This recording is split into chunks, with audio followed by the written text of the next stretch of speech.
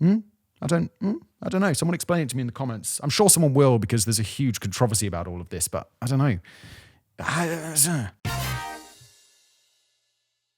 Technology is undeniably awesome. Without technology, Simon, that's me, the editors, and I, that's Kevin who wrote today's script, wouldn't have these amazing jobs that we get to share with you all. I can't speak for everyone involved. For example, without technology, Simon may still have a career as an actor or maybe a town crier. But without technology, I definitely couldn't have succeeded as a writer. Yeah, it'd also have to be like town crier, let's just discount it, but like acting or whatever.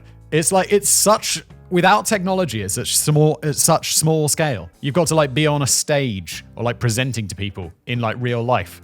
And they used to have these people called like who worked in factories, and they'd just read stories. So you'd sit there and you'd just read a story to like all the people in the factory all day long. And I'm like, that sounds like that would be my job in the past. Like I'd sit there, there'd be all these factory workers, and I'd just be reading them a book. And I'd be like, if choosing like dope jobs in the past, that would be my job. And I'd love it just to sit there and just get to read stories all day. Just be like, once upon a time, and you just get to read books. And I'm like, that is an awesome job, and I'll take it. But still, it's like, so 100 people in the factory get to hear you talk. It's just not at scale. It's not going to make you that much money. Right. I mostly just read Zootopia porn. The fuck? It'd still be good. Like, of all the jobs in the past, like the other people who are like cleaning sewage out of like, you know, the pits in the grounds where they used to have it or whatever.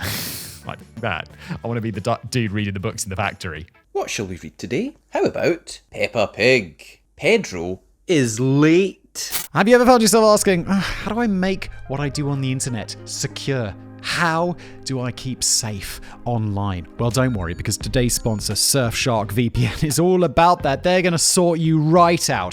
Surfshark, not only do they keep everything you do online private, but they also allow you to virtually teleport anywhere else in the world. Look, maybe you're on holiday and you're like, oh, they don't have the Netflix. I just had this. I was in another country. I was in India, and I wanted to watch I think it was House of Cards. I was rewatching House of Cards, and it just wouldn't load. And I'm like, isn't this a Netflix original show?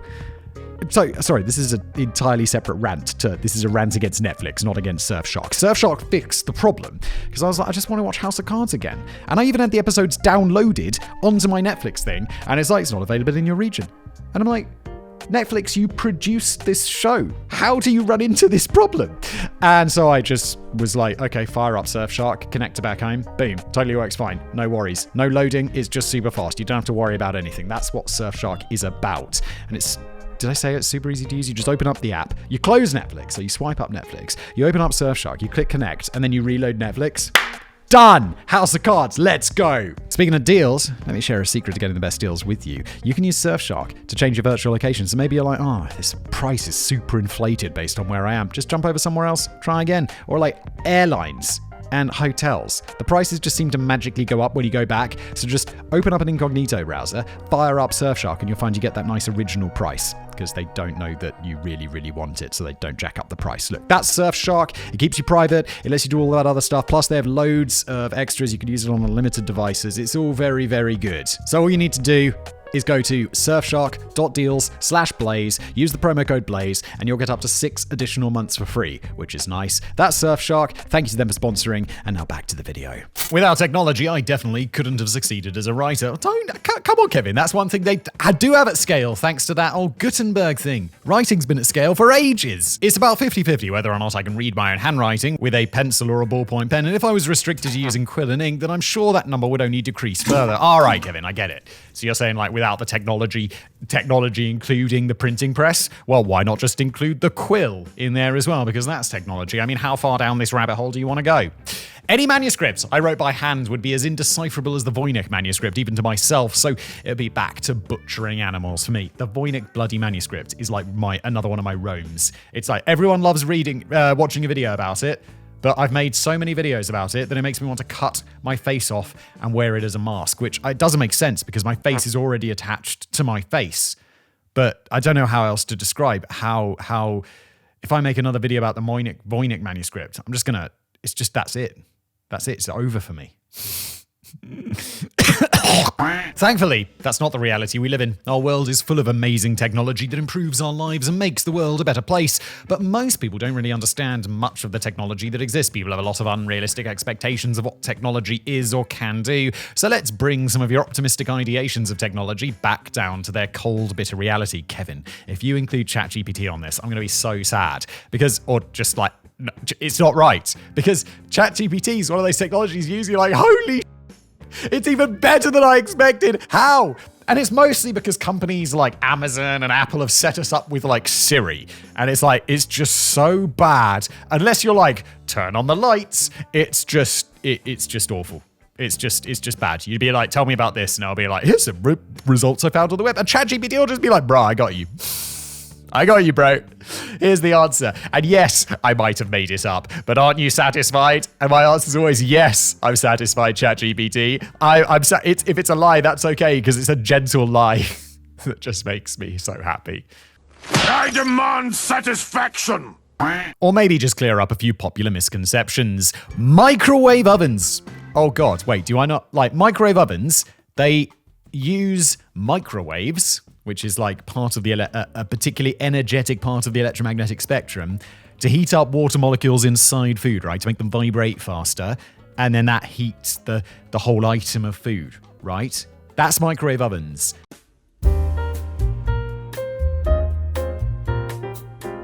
I worry that now that is the misunderstanding, because I'm like, how else can this be interpreted? And I get the feeling that this might be the common misconception. But really? Isn't that what microwaves do? There are a couple of common misconceptions about microwaves that have persisted through the years, one more than the other. One belief was that microwaves cause cancer. They absolutely do not do that. I mean, sure, if you were like zapping yourself with microwaves outside of what's it called? The cage. There's a cage thing which stops electromagnetic things. Everyone's screaming this in their heads right now. It's named after a physicist, like a Bohr cage or something, or an Einstein cage, Feynman cage, something like that. What the f***? Who is that scientist? Who is that scientist?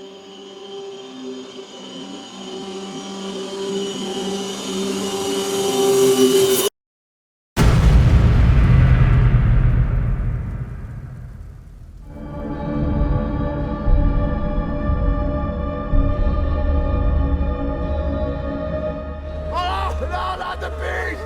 Not the beast! Oh, my eyes! My eyes!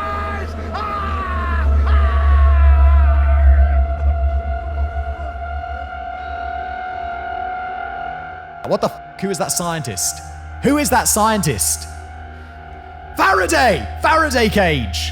One belief was that microwaves cause cancer, meaning they were dangerous and you shouldn't stand near them when cooking. People came to this belief because it is referred to as microwave radiation, and radiation is generally considered a bad thing, but your microwave is in no danger of giving you cancer. While this misunderstanding isn't nearly as pervasive as it once was, there's another one that continues to remain widespread to this day. Microwaves cook food from the inside out. Wait, no, microwaves, surely they'd cook food completely evenly, because the microwaves penetrate in and they boil all of the water molecules. Do people really believe this? I feel like that's the sort of the thing people believe because of like, like where you've got something like a donut or whatever, or is it a Hot Pocket? Is that the thing where it's like crispy on the outside and then like jelly or whatever in the inside? And it's like, well, yeah, that's hotter in the middle because it's got more water in it and the microwave's agitating the water molecules in there more. Right? Like, I feel like this is also one that people don't believe anymore, or is that just me? It's easy to understand why people continue to believe this falsehood about microwaves. While it doesn't make sense from any sort of technological standpoint that your microwave could locate and target the inside of your food, anecdotally, it sure feels like that's what's happened. Anybody who has suffered from third-degree burns after biting into a Hot Pocket, I was right, can certainly be forgiven for assuming that it had to have been cooked from the inside out, but that's simply not the case. Microwave ovens obviously heat food by producing microwaves, which transfer heat energy into the food. However, these waves can't penetrate solid objects terribly well, at maximum about an inch for typical foodstuffs. That's enough to pass through a Hot Pocket, but not a lot of frozen foods. Instead, microwaves work by heating the outside of the food, which then transfers heat to the interior via conduction. Well, there you go. That's something I misunderstood about microwaves. I thought those microwaves would just blast through that whole motherfucker. But it just turns out it does it from the outside in. So it's the opposite of what everyone thinks. Whoa, hey! But the other issue is that ice molecules aren't very good at absorbing microwave heat energy, whereas water molecules are extremely good at it. The frozen exterior will thaw slowly, passing heat to the interior through conduction. Ice molecules will break down into water at a greater rate inside the food, since it's absorbing heat from a larger area, and any of these molecules that the microwaves are able to reach will absorb more energy than the ice molecules on the outside did, causing them to heat faster.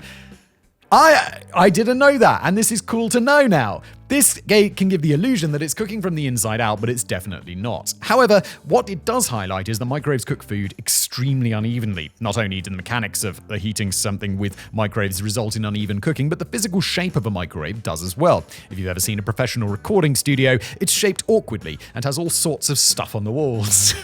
Yeah, you guys can't see it. Well, these two things in the corner, that's not a part of my office. These are called bass traps, and they stop the, I don't know, they do stuff that makes it sound better.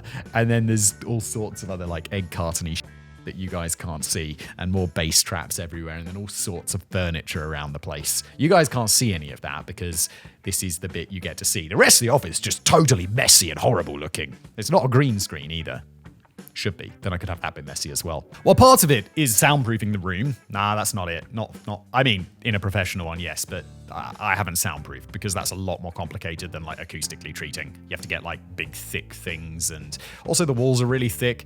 And my biggest issue is when someone's doing construction next door, and then it doesn't matter how much soundproofing I've got because it's bloody loud, and that's that. While part of that is soundproofing the room, it's also designed to eliminate standing waves. Waves should be bouncing around all over the place, but let's say you have two parallel surfaces that are 10 inches apart and a microwave with a wavelength of 1 inch. Because the wave fits perfectly between the parallel walls, it can easily get stuck, creating a standing wave. In sound recording, this is bad because it can cause specific frequencies to essentially vanish, but in microwave ovens it's bad because any part of the food that is in contact with the standing wave will be heated much more intensely than everywhere else. A bit of milk, full fat, which I've warmed in the microwave.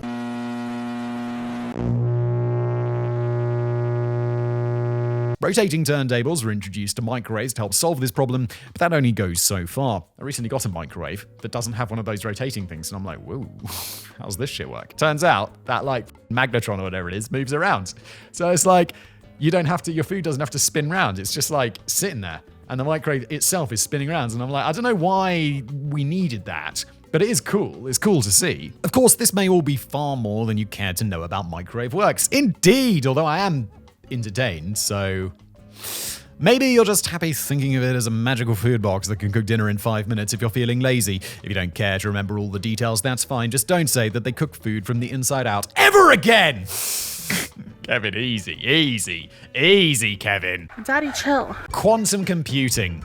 I don't really understand quantum computing. My understanding of quantum computing is that at some point computers work with ones and zeros, and quantum computers don't. They work with more things. And that means that they can process really quickly.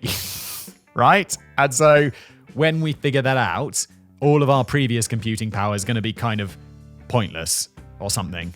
Right? Yeah, I don't know anything about this. Let's let Kevin explain. There's something satisfying about just saying the words quantum computer. It just has this unreal futuristic vibe about it. But good news, dear viewers, the future is now. And by now, I mean 25 years ago, because the first quantum computer was built back in 1998. To be fair, the first quantum computer only had 2 qubits, or quantum bits. Other words that are also great to say. If I was writing a science fiction novel, I'd be go down and fix the quantum computer. Its qubits are all out of alignment. And it just sounds good, doesn't it? So it was pretty useless, but the technology has come a long way since then. Most people have this assumption that quantum computers are going to replace the computers we have now, like this guy, and that they will be faster and more powerful than anything we can imagine. Again, I guess I am suffering the misconception here, but it's also I don't really have any conceptions. I don't really know anything about quantum computers. I wouldn't be if I hadn't prefaced all that stuff with being I don't really know how they work, but I'd have just never said it because I'd be yeah, quantum computers. It's a magical box that can do all computing in 5 minutes if you're feeling lazy. Something like that. We have technology.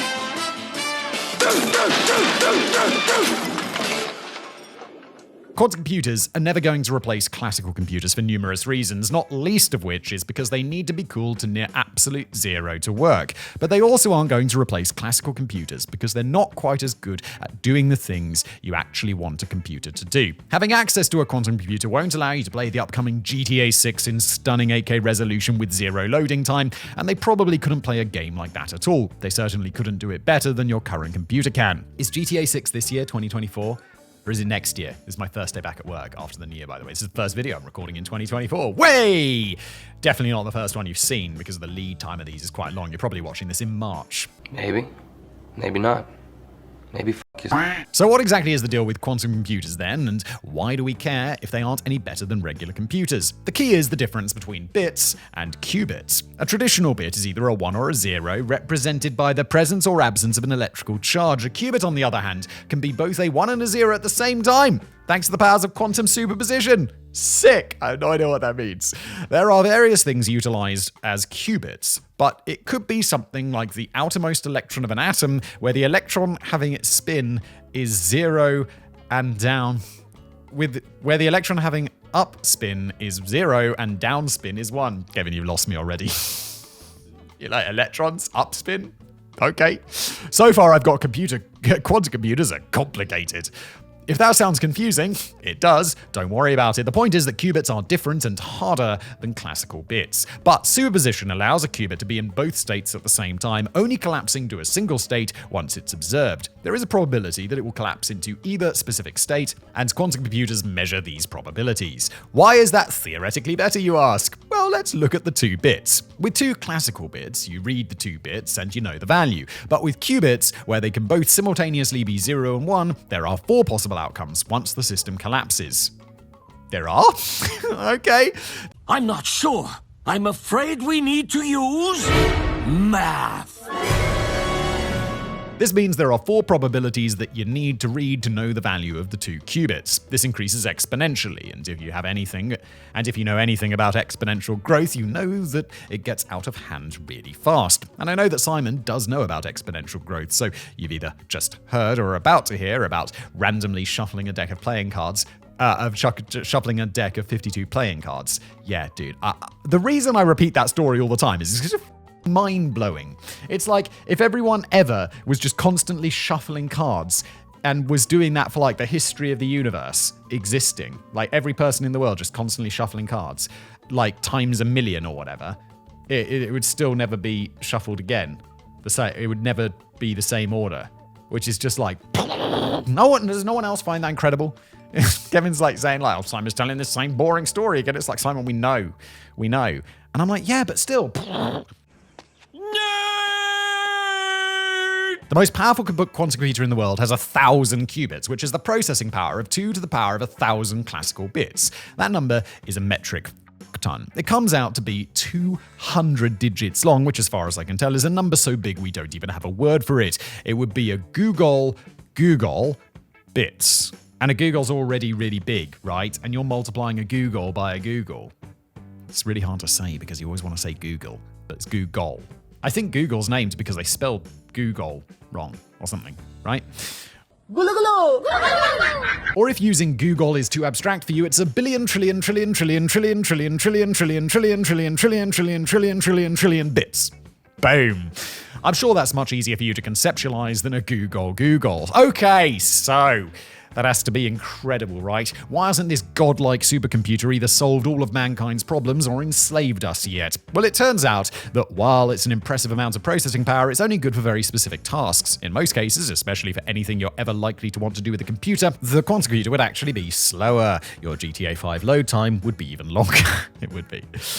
If you're trying to do billions of nearly identical calculations in parallel, then it's great. But for normal computer stuff like playing games and watching YouTube videos, quantum computers aren't going to be the way to go. That's not to say that these machines are not extraordinary. The processing power of quantum computers promises to provide solutions to some really complex problems that classical computers can't realistically handle. But despite the common misconception, quantum computing isn't the next advancement that we'll all be adopting into our homes. These are never going to replace your work or gaming PC because they're similar yet completely different pieces of technology. Quantum computers and classical computers are both computers in the same way that humans and chimpanzees are both great apes. Yeah, but I get the feeling in this example the regular computer is the chimpanzee, right? And the quantum computer is like...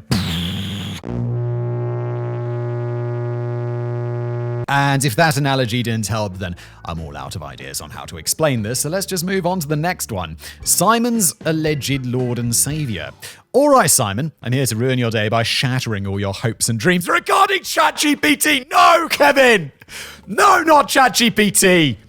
I don't for a moment think it's actually going to work, but god damn it, it's the entire reason I pitched this topic. Look on the bright side. At least I didn't pitch this topic so I could sneak in stories about magic cards yet again. Yeah, Kevin, if I hear more stories about Magic the Gathering, I'm going to know stuff about Magic the Gathering, which honestly is just something that I don't need in my life. Maybe Magic the Gathering's awesome. Eventually, Kevin's going to get me into playing Magic the Gathering. I'm going to go to competitions, I'm going to collect cards, I'm going to go into debt because of purchasing cards that are particularly valuable. So, how exactly does this seemingly magical device that knows all and sees all work? The answer is simple enough, through a complicated algorithmic process of plagiarism, but that's not super useful answer. So let's look at exactly what's going on here, or at the very least, as exactly as we can. OpenAI is valued at about $80 billion at the time of writing, so they obviously aren't going to just publish their algorithms for all to see. That said, we do know in a great bit of detail how ChatGPT works. To start, and you probably guessed by their capitalization, GPT is an abbreviation. It stands for Generative Pre-trained Model, right? It stands for Chat Generative Pre-trained Transformer. Wrong! Okay, yeah, that makes sense. So that would be GPM, wouldn't it? Use your brain, Simon.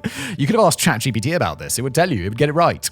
Chat is self-explanatory, as this is a chatbot. Generative is equally straightforward, as the program is generating text. Pre-trained means that ChatGPT was fully trained before being released, and it is not learning as a result of being used. At least the current model isn't. GPT 3.5 won't improve itself based on the way people have previously used it, but that information can be implemented in subsequent models like GPT-4. Yeah, everyone's using GPT-4. If you're using GPT 3.5, you're in the past. Get up, you've got to pay them. You've got to give them their $20 a month, because if you're not, I don't understand how you live. Like, this technology, when I first started using it, like a year and a bit ago, I just can't get over it. I still can't get over how incredible it is. I'll talk now. It's just like, instead of listening to podcasts on the way to work, I'll just I was listening to some business podcasts and they were talking about like all these things I didn't understand. They were like, yeah, the venture capital with the private equity, and I'm like, what the fuck is this? So I'm just like, yo, ChatGPT, what's venture capital? What's private equity? Can you explain the difference? Because I just don't understand it, and these dudes on this podcast keep talking about it, and it explains it perfectly. But there's some stuff I don't understand. I'm like, can you just make it a bit simpler for me for a small brain? And it's like, yes, okay. And it like uses these super basic examples. And now I'm like, I get it. I understand. Thank you. It's like, I have conversations with it in my car, just learning shit. Like, I'll just drive to and from work like 20 minutes each day, just talking to ChatGPT about shit. I love it. There are also occasional updates to stop people from trying to jailbreak the software to get ChatGPT to tell them how to make bombs and stuff. The key part of this technology is the word transformer. This is the technology that separates ChatGPT from earlier chatbots and large language models. While these all utilize neural networks to train the software to provide answers, the transformer focuses on the concept of attention. For example, let's say you were asked ChatGPT, "Hi there, so I was kind of wondering if you could tell me what year the Battle of Hastings was, please. It'd be really cool if you were able to answer that. Thanks, ChatGPT. I love you." This sounds exactly like how I talk to ChatGPT, because I do love it. And I would be like, thanks, bro. Appreciate it. And it'd be like, no problem, home slice. And I'd be like, thanks. That's a little gay. Hold on. There are an awful lot of words there, but the Transformer's attention mechanism allows it to put more weight on the important parts of the prompt, namely year and Battle of Hastings. This is partly done by secret algorithms that we don't know, and partly by human training. In the training process, human trainers would interact with ChatGPT by providing it with prompts. It would then weight the answers provided based on how appropriate an answer it was. Doing this with every imaginable prompt would be impossible, so after the humans weighted enough responses, ChatGPT was then instructed to train itself, essentially having conversations with itself and rating the answers based on how I believe the human trainers would have weighted them. God, this is clever. It's so clever. So far, that's all really cool. Yes, it is, Kevin. And you're probably still convinced that ChatGPT is your new god. Yes, I am, Kevin. Thank you very much. I never had an old god, but ChatGPT is now God. It's God to me, and I love it. But how is the program generating these But how is the program generating those responses that it's waiting? That's kind of just a matter of predictive text, kind of like the predictive text on your phone, except way more advanced and complicated. Yeah, I mean, that's like saying a Tesla is a way more advanced and complicated horse and cart. And it's like, yes, they achieve the same goal, but like, bruh. For all intents and purposes, ChatGPT was trained on every word ever written. Every Wikipedia page, every scientific paper published online, and every book that exists in a digital version was used, which, thanks to the legal mess that is Google Books, is basically every book ever written. Google Books is wild. Like, I remember Google Books and Google Scholar had just come out when I was a student. And I feel like Google Books was like what ChatGPT is to students today, Google Books was to me. Because you'll be like, yeah, sure, I could go to the library and look up a reference for this thing that I think is correct for an essay. Or you just type it into Google Books and it'll be like, yeah, it's on page like 62 of this book that there's this quote from this dude. And you're like, brilliant, done, reference please. And it's like, it was just a game changer. You could like reference the shit out of everything with ease. Of course, it's not just reputable works that were fed into ChatGPT. Every tweet, every forum post on stormfront.org, and every My Little Pony creepypasta we used to help train the program as well. From there, ChatGPT had to create associations between different words and how often they were used in conjunction with one another. Think of a word cloud, one of those things that show you the most common words posted on whatever platform in a year, and with more common words appearing in larger font. ChatGPT was doing that, but instead of identifying the frequency of different words, it's identifying the frequency of specific combinations of words. This data is organized into a 12,888 dimensional mathematical construct of word associations that it then uses to create probabilities for what's next in the word sequence should be. Pretty simple stuff, really, no, Kevin? Let's just say it's magic. It's magic! It's magic, Kevin! I'm actually a magic man!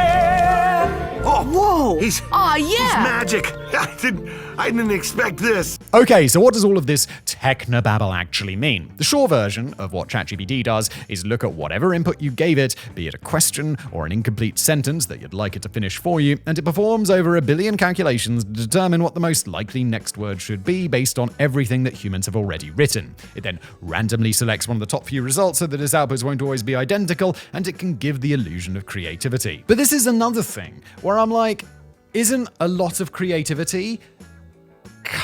Like, this is going to be a super controversial statement.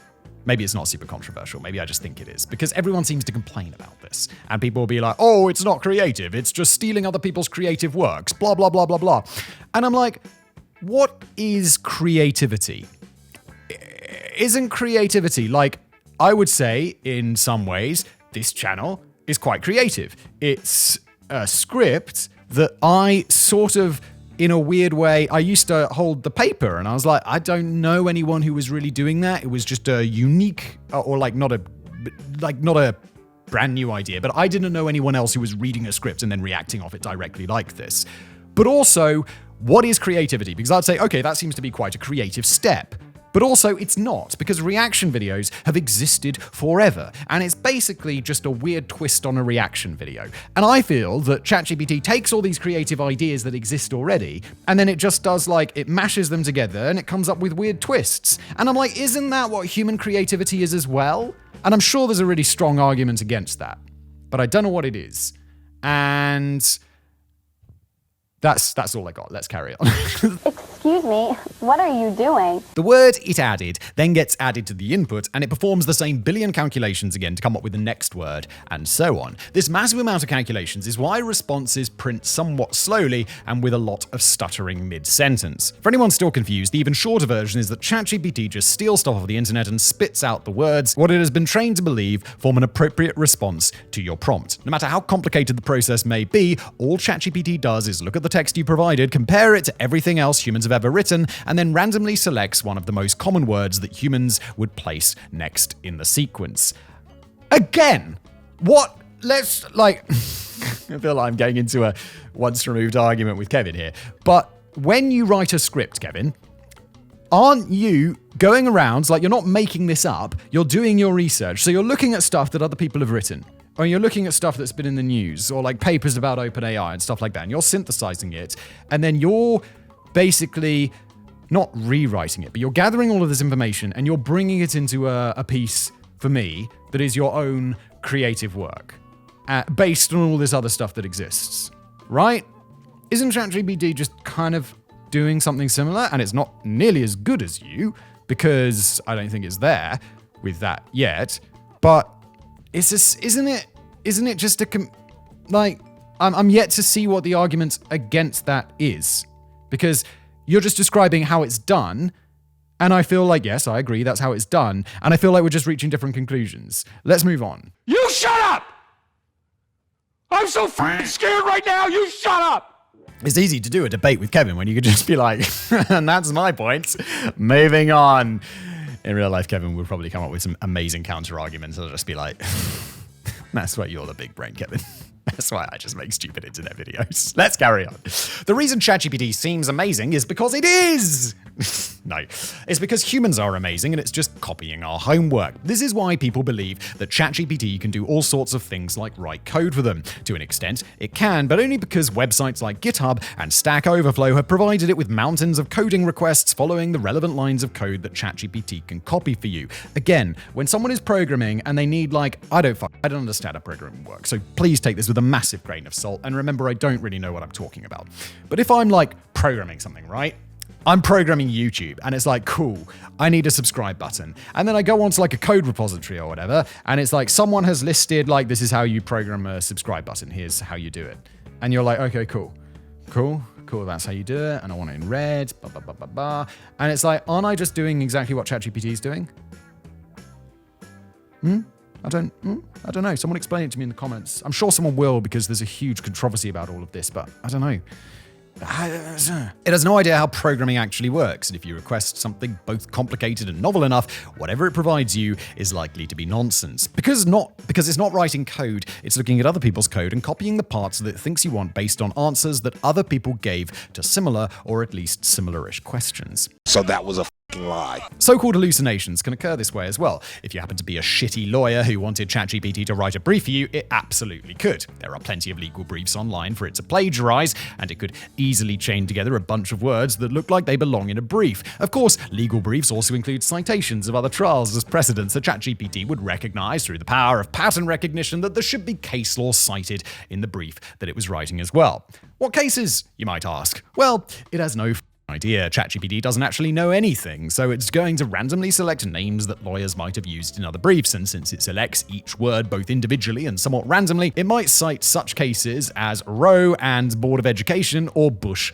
and the Crown. Those obviously aren't real cases, but the words look like they belong in order, and that's all ChatGPT is going for. It's also worth noting that because ChatGPT is pre-trained, it could be stuck with bad information. Let's say that before the last time it was updated, there was a fringe conspiracy theory claiming that the Canadian government was attaching nuclear warheads to neon pink falcons and using them to spy on and threaten the government of the Netherlands. We'll also assume that this theory, while talked about in some circles of the internet, didn't receive enough attention to actually be debunked by anybody before ChatGPT was updated. Since the data on which ChatGPT was trained contained only this conspiracy and not any refutations of it, then ChatGPT would repeat the conspiracy as fact whenever it was asked. Because in this scenario, nonsense about Canada nuking the Netherlands were the most common words associated with neon pink falcons. That example may seem completely ridiculous, but this is absolutely a plausible scenario. I should know because ChatGPT told me that this is plausible, and ChatGPT knows everything. And I think that's where we can conclude today's video, because one, it's the end, and second, because, it's a brilliant point to end on, isn't it? That ChatGPT knows everything. And I know Kevin meant it sarcastically, but ChatGPT knows everything. Thanks for watching.